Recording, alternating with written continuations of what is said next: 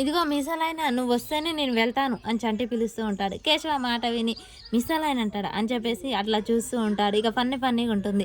ఇక చెంచలమ్మ అయితే ఆ మాటకు మీసాలైన అంటున్నాను ముసి తనలో నవ్వుతూ ఉంటుంది. ఏంటండి వెళ్ళండి, వెళ్ళి పిలిచండి అనగా నేను వెళ్ళను అని చెప్పేసి అనగా సరే నేనే వెళ్తాను అని చెప్పేసి చెంచలమ్మ వెళ్తుంది. చంటి ఏంటి అలా బయట నిలబడ్డా, లోనికి రా అనగానే అమ్మగారు అది కాదు, మీరు నన్ను ఏమనలేదు అంటే నేను పిలిచినా రావా చంటి అనగానే అమ్మమ్మ మీ మీద గౌరవం ఉంది కానీ నేను మాత్రం రానమ్మగారు, నాకు మీ ఆయనకు గొడవ, మేమిద్దరమే చూసుకుంటాం, దయచేసి మధ్యలో మీరు మధ్యలో మీరు పిలవకండి అమ్మగారు అనగానే ఒరే చంటి అమ్మగారి మాట అంటే నీకు లెక్కలేదా, లేదు నువ్వు మధ్యలో రాకు బాబాయ్, నేను మీసాలైనా చూసుకోవాలి, ఆ మీసాలైనతోనే నేను మాట్లాడాలి, మీసాలైన పిలిస్తేనే నేను ఇంట్లోకి రావాలి అని చెప్పగానే చంటి అని చెప్పేసి చెంచలమ్మ అంటూ ఉంటుంది. చెంచలమ్మ మాటని గౌరవిచ్చినట్టే మాట్లాడుతూ ఉంటాడు కానీ పట్టింపు పోతూ ఉంటాడు. సొంత కడుకు కాక తల్లి మీద ఎలా అలుగుతాడో అలా అలిగి చంటి బయటనే నిలబడతాడు. ఇక చెంచలమ్మ చేసేది ఏం లేక అలా చూస్తూ ఉంటుంది.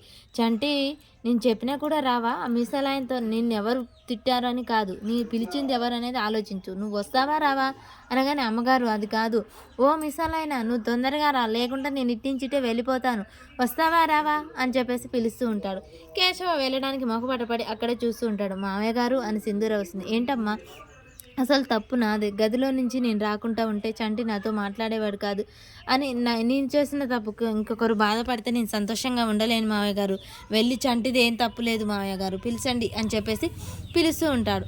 పిలవమని చెప్తూ ఉంటుంది చంటి. ఇంకా కేశవ ఉండి అదేం లేదమ్మా అనగానే అయితే వెళ్ళి పిలవండి మావయ్య గారు చంటి తప్పు చేయకుంటే అని చెప్పేసి అనగానే చెంచలమ్మ అది కాదురా చంటి నేను చెప్పేది విను అని చెప్పేసి చెంచలమ్మ అంటూ ఉంటుంది. మావయ్య గారు చంటి ఏ తప్పు చేయలేదని మీరు అనుకుంటే వెళ్ళి పిలవండి, లేకుంటే పిలవకండి అని చెప్పేసి సింధూర చెప్తూ ఉంటుంది. సరేలే అమ్మ వెళ్తాను అని చెప్పేసి ఇక కేశవ చేసేదేం లేక బయటకైతే వస్తూ ఉంటాడు. ఓ మిసాలైనా వస్తావా రావా నువ్వు అని చెప్పేసి పిలుస్తూ ఉంటాడు.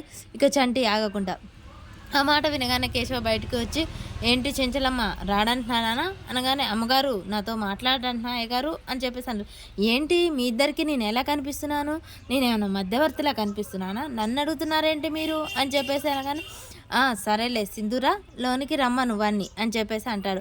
అలా సింధూర అనగానే అమ్మ సింధూర రమ్మని చెప్పు చంటి రావచ్చు కదా లోనికి అని చెప్పేసి అనగానే అటు చెంచలమ్మని ఇటు కేశవ ఇద్దరు కలిసి చెంచలమ్మ మధ్యలో ఆడుకుంటూ ఉంటారు. ఇక సింధూర ఉండి చంటి లోనికి రావచ్చు కదా అని చెప్పేసి చంటిని పిలుస్తూ ఉంటుంది. అది కాదమ్మగారు అమ్మాయి గారు నేను ఆ ముసలాయన పిలిస్తేనే వస్తాను.